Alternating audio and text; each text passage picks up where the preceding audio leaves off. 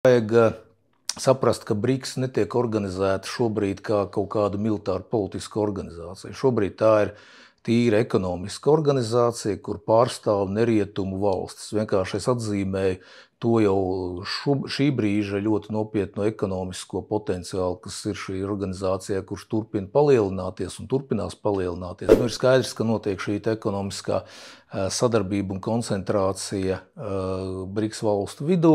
Ir runa arī par ASV dolāra nomaiņu ar attiecīgajām nacionālajām valūtām. Valstīm ir ļoti liela iespēja formēt gan globālo, gan reģionālo drošības vidi, kas atkal drošības jautājumos ļoti nopietni ietekmē arī mūs šeit Latvijas Republikā, ņemot vērā tagadējo ģeopolitisko situāciju.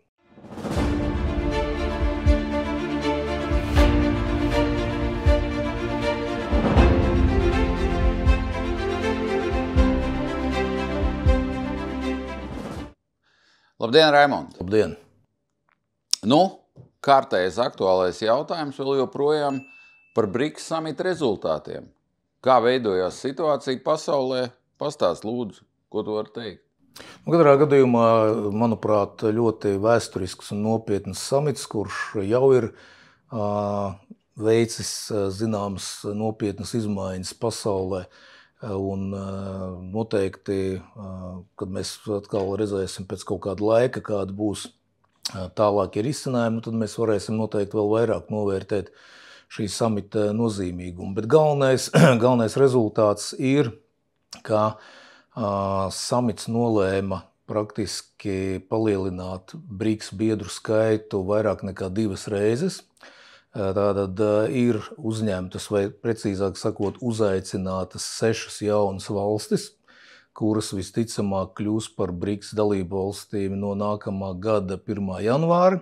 Tātad proti tās ir Argentīna, Ēģipte, Etiopija, Saudarābija, Apvienotie Arābu Emirāti un Irāna. Tātad atgādināšu tikai nedaudz, ja mēs runājam par iedzīvotāju skaitu, tātad Irāna tie ir 100 miljoni iedzīvotāji, Etiopija tie ir 120 miljoni iedzīvotāji, Ēģipte tie ir 110 miljoni iedzīvotāji. Tātad Saudarābijai, Argentīnai un Apvienotiem Arābu Emirātiem nedaudz mazāk, bet mēs redzam tātad šo iedzīvotāju skaitu, kas pievienojās jau tā milzīgajam iedzīvotāju skaitam, ko pārstāv Ķīna, Indija, Krievijas Federācija, Brazīlija un Dienvidāfrikas Republika. Otrkārt, kā mēs redzam, Irāna, Saudarābija, Apvienotie Arābu Emirāti, tās valstis ar ļoti nopietnu naftas iegūs infrastruktūru un attiecīgi šobrīd arī BRICS tātad pārstāv ļoti nopietnu naftas ieguvēju valstu sarakstu. Tātad ļoti nopietns solis uz priekšu BRICS attīstībā. Protams, šeit vajag saprast, ka BRICS netiek organizēta šobrīd kā kaut kāda militāra politiska organizācija. Šobrīd tā ir tīra ekonomiska organizācija, kur pārstāv nerietumu valstis. Vienkārši es atzīmēju to jau šī brīža ļoti nopietno ekonomisko potenciālu, kas ir šī organizācijā, kurš turpina palielināties un turpinās palielināties. Jo tur vēl, ir tādas valstis kā Nigērija, Alžīra, Indonēzija, tādas valstis, kuras ir izteikušas vēlēšanos kļūt par BRICS dalību valstīm. Tātad šis potenciāls ir ļoti nopietns. Un, protams, ka daudzām valstīm BRICS iekšpusē ir dažādi mērķi. Piemēram, mēs runājam par Krieviju un Ķīnu, tad Krievija un Ķīna, sevišķi, ņemot vērā Ķīnas ekonomisko potenciālu, militāro politisko potenciālu, ir skaidrs, ka Ķīna vēlēsies izmantot šo organizāciju kā tādu jaunu globālu organizāciju, kas tiks pretnostatīta rietumu organizācijām, visvairāk tātad NATO, Eiropas Savienībai, ASV, Lielbritānijas un Austrālijas Savienībai AUKUS. Tātad praktiski organizācija, kas būs ļoti nopietns politisks, ekonomisks un arī drošības jautājumu konkurents šīm rietumu organizācijām. Tas attiecās, kā es minēju, Ķīnu un Krievijas Federāciju. Indija vairāk skatās uz šo organizāciju kā ekonomiskās attīstības organizācija. Un pārējām valstīm tas ir izdevīgi, zināmā mērā, tāpēc, ja notiek kaut kādi konflikti vai strīdi ar rietumu valstīm, gan ekonomikas jautājumos, gan vēl kādos citos, tad šis dalība šajā BRICS organizācijā dod attiecīgi šīm valstīm pietiekami lielu iespēju un pietiekami lielu ietekmi aizstāvēt savas intereses attiecībā pret rietumu valstīm. Tā kā domāju, ka kāds mēs varam izdarīt secinājums, tātad, pirmkārt skaidrs, ka šobrīd veidojās šis nerietumu valstu pirmkārt ekonomiskais bloks, taču, kā es jau minēju, gan Ķīnai, gan Krievijas federācija ir ambīcija šo bloku padarīt par tādu vairāk arī politisku un militāru, kas būtu kā tāds ļoti nopietns pretsvars G7 un NATO, Eiropas Savienībai. Un, kā arī izdarīt tā, ka šī organizācija kļūst ļoti atraktīva un daudzas citas valsts, arī to, ko es pieminēju, bez tām arī citas valsts ar lielu iedzīvotāju skaitu, ar lielu ekonomisko potenciālu, kuras ir bagātas dabas resursiem, arī kļūst par šīs organizācijas biedriem tuvākā nākotnē. Vēl jau vairāk, ka nākamā gada samits, nākamais BRICS samits notiks Krievijas federācijā, līdz ar to Krievijas federācija arī formēs no šī samita dienas kārtību, formēs attiecīgi jautājumu loku, kas tiks apspriesti. Tā kā šobrīd ir skaidrs, ka notiek šī ekonomiskā sadarbība un koncentrācija BRICS valstu vidū. Ir runa arī par ASV dolāru nomaiņu ar attiecīgajām nacionālajām valūtām. Tātad ir ļoti nopietna attīstība globālā un reģionālā līmenī. Kā tas ietekmēs Latviju? Katrā gadījumā, Latvijas gadījumā viena no BRICS valstīm, Krievijas federācija, ir tieši Latvijas tātad kaimiņš. Baltkrievija arī ir izteikusi vēlēšanos kļūt par BRICS dalību valsti un visticamāk tuvākā nākotnē arī kļūs par BRICS dalību valsti, iespējams jau nākamajā samitā. Tā kā BRICS ir mums kaimiņos. Ņemot vērā Ķīnas Tautas Republikas milzīgo ekonomisko potenciālu un iespējām arī investēt gan Āfrikā, gan Latīņa Amerikā, gan arī citviet pasaulē. Tas radīs, protams, ļoti nopietnu pretsvaru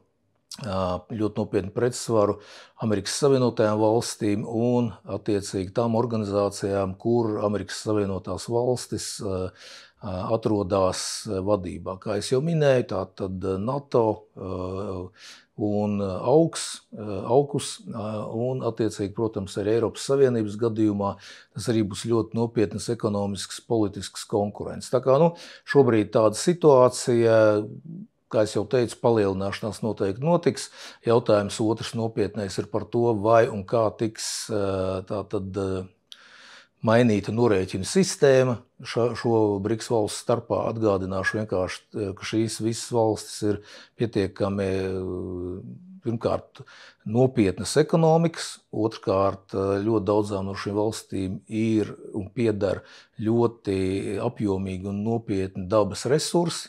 Tātad, un treškārt, protams, daudzas no šīm valstīm jau ir ar ļoti nopietnu ne tikai ekonomisku un politisku ietekmi, bet arī ar ļoti nopietnām militārām spējām, un šīm valstīm ir ļoti liela iespēja formēt gan globālo, gan reģionālo drošības vidi, kas atkal drošības jautājumos ļoti nopietni ietekmē arī mūs šeit Latvijas Republikā, ņemot vērā tagadējo ģeopolitisko situāciju.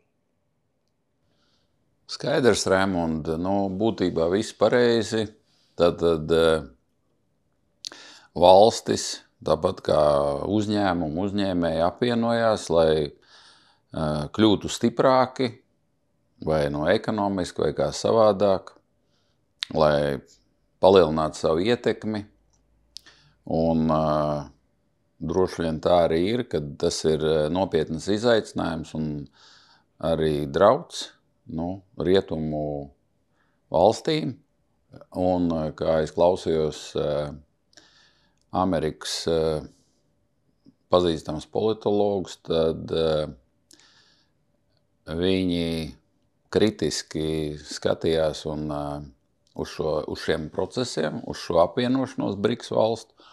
Un to, ja notiksies norēķina valūtas maiņa no dolāru uz kādu citu valūtu, ka tas atstās ļoti dziļas un traģiskas sekas Amerikas ekonomikai. Tas ir tas, ko es dzirdēju masmēdījos. Paši amerikāņi politiķi par to, politologi par to runā.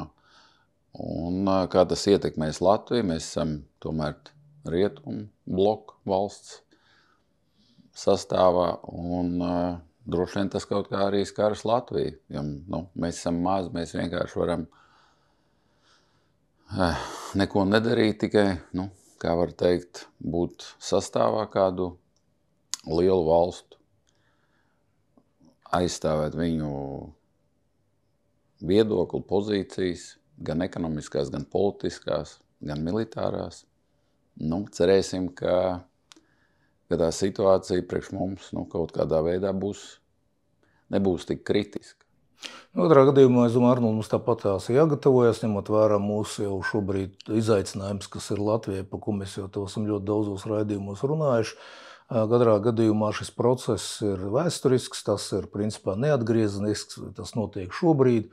Un, protams, ir skaidrs, ja būs problēmas ar ASV ekonomiku vai problēmas ar, Vācijas ekonomiku vai vēl kādām lielām ekonomikām, tas neizbēgami radīs kaut kādas atbalsts arī šeit. Līdz ar to tas ir, kāpēc mēs arī sekojam šiem te notikumiem, jo agri vai vēlu tas rada kaut kādu ietekmi un kaut kādu, tā var radīt negatīvu iespaidu arī šeit uz Latvijas politiku, ekonomiku un drošību. Tā kā tāda ir situācija. Skatīsimies, kā tas viss tālāk veidosies. Paldies, Raimond. Paldies.